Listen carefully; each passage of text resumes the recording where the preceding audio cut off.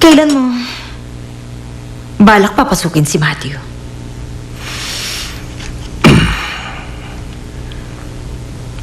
Baka pwede mo siyang i-assign to sa programming department. Hindi ko desisyon yan. Kumpanya ang bahala dyan. Eh kung si Takgu, honey, ano kayang posisyon ng pwede sa taong yon? Hindi ko kasi maisip kung paano siya makakapasok sa kumpanya. Wala naman siyang pinag-aralan. Wala rin siyang experience.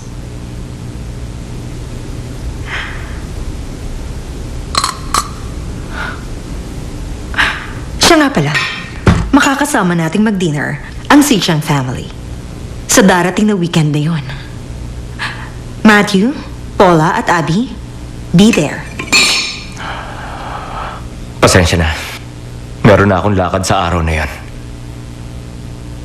Cancel it. Hindi po pwede. May date kaming dalawa ni Yula.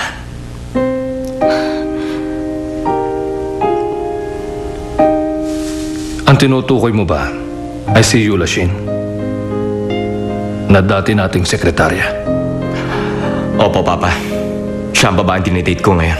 Matthew! Siya lang ang babaeng gusto ko. Talagang seryoso ako sa kanya.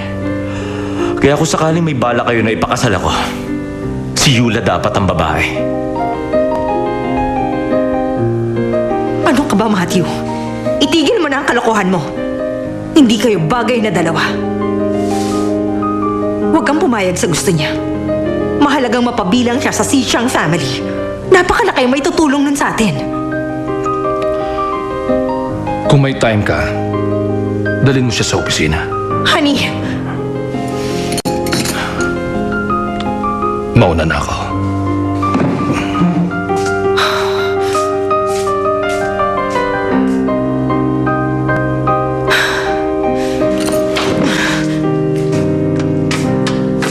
honey. Sabihin mo, paano na ang relasyon natin sa Sichang Company? Sabi ni Matthew ayaw niya. Wala pa siyang isip. Hindi niya alam kung anong makakabuti o makakasama sa kanya. Pero meron siyang karapatan na makapili kung sino ang pakakasalan niya. Tiningnan niya ang mga mata ko at nakita kong seryoso siya. Mula nang sinabi niya mag-aaral siya sa baking noon, ngayon ko lang uli nakita na talagang gusto niya ang gagawin niya. Honey, Ayokong magpakasal siya sa hindi niya mahal.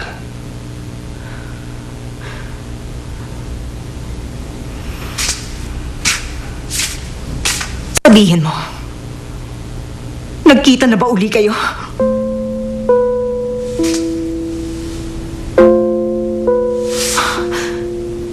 Hindi ba? Nakipagkita ka na naman doon kay Melissa Kim?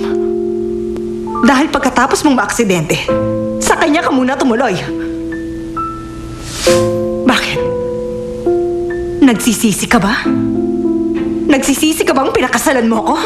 Kaya ba gusto mong balikan ng babaeng yon? Tama ba ako? Ano pa bang ikinatatakot mo? Nakuha mo na halos lahat ng gusto mo. Bakit? Bakit natatakot ka pa rin?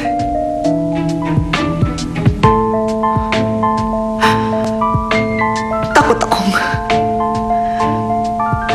mawala ka sa piling ko. Takot ako na baka iwanan mo ko. Naintindihan mo?